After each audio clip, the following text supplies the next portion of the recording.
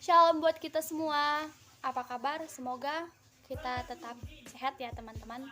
Nah, di sini saya akan menjelaskan tentang perumpamaan tentang seorang penabur yang tertulis dalam nats Alkitab Lukas 8 ayat 4 sampai dengan 16. Perumpamaan ini adalah perumpamaan yang diajarkan Yesus kepada murid-muridnya.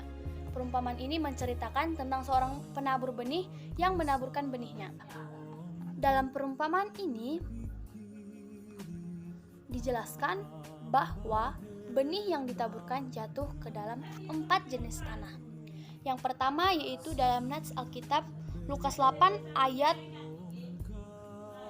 yang kelima, bahwa adalah seorang penabur keluar untuk menaburkan benihnya. Pada waktu ia menabur, sebagian benih itu jatuh di pinggir jalan, lalu diinjak orang dan burung-burung di udara memakannya sampai habis. Dalam nats ini dikatakan bahwa benih itu jatuh di pinggir jalan. Nah, benih yang jatuh di pinggir jalan melambangkan hati orang yang tidak mengerti firman Tuhan yang dikabarkan. Dan datanglah si iblis. Tujuan si iblis yaitu merampas firman tersebut dalam hati kita, supaya mereka jangan percaya dan diselamatkan. Nah, jenis tanah yang kedua yaitu terdapat dalam ayat ke-6, yang dikatakan sebagian jatuh di tanah yang berbatu-batu, dan setelah tumbuh ia menjadi kering karena tidak mendapatkan air. Dari sini kita mendapatkan bahwa di tanah yang berbatu-batu melambangkan hati orang yang mendengarkan firman Tuhan dan menerimanya, namun ia tidak tahan percobaan, dan dalam masa percobaan ia murtad. Jenis tanah yang ketiga yaitu terdapat dalam ayat yang ke-7. Sebagian lagi jatuh di tengah semak duri, dan semak itu tumbuh bersama-sama dan menghimpitnya sampai mati. Dalam ayat ini kita tahu bahwa benih yang ketiga jatuh di semak duri. Di tengah semak duri melambangkan hati orang yang mendengar firman Tuhan tetapi terbuai oleh hal-hal duniawi. Contohnya seperti kekhawatiran yang berlebih. Yang kedua, kekayaan. Yang ketiga, kenikmatan hidup.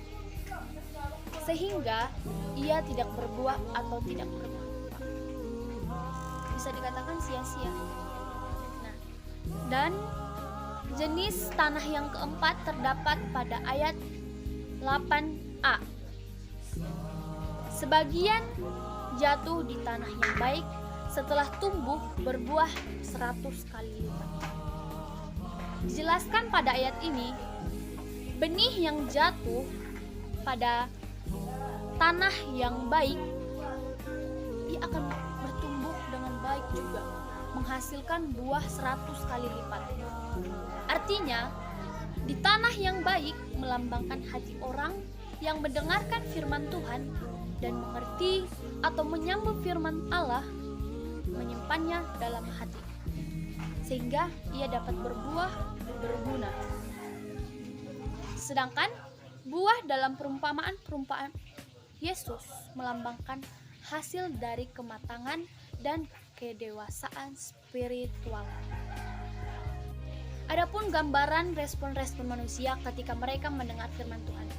Pastinya Tuhan mengharapkan hati kita dapat seperti tanah yang baik, yang dapat mengerti, menyambut, menyimpan firman Tuhan di dalam hati kita, dan akhirnya dapat berbuah dalam kehidupan sehari-hari. Untuk itu, mulai saat ini, marilah kita belajar untuk mengatakan yang sejujurnya, sehingga kita dapat mengevaluasi kualitas diri kita. Karena Dialah Allah yang Maha Tahu, sekaligus yang melihat hati dan mau mengampuni semua dosa ketika kita jujur mengakui segala dosa kita di hadapannya dan berbalik ke jalan yang benar.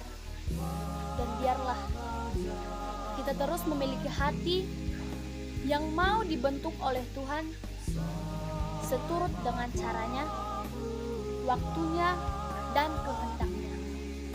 Dan ingatlah, jangan kita mempermainkan Allah, karena sesungguhnya ketika kita mencoba mempermainkannya, justru kitalah yang sedang diperalat. Untuk itu, marilah semua sungguh-sungguh di dalam hal mengikutinya, sehingga semua yang kita pikirkan, katakan, dan lakukan boleh menyenangkan hatinya. Selamat bergumul, terima kasih. Sekian dari penjelasan saya. Jika ada kesalahan, saya mohon maaf. Sekian dan terima kasih. Shalom.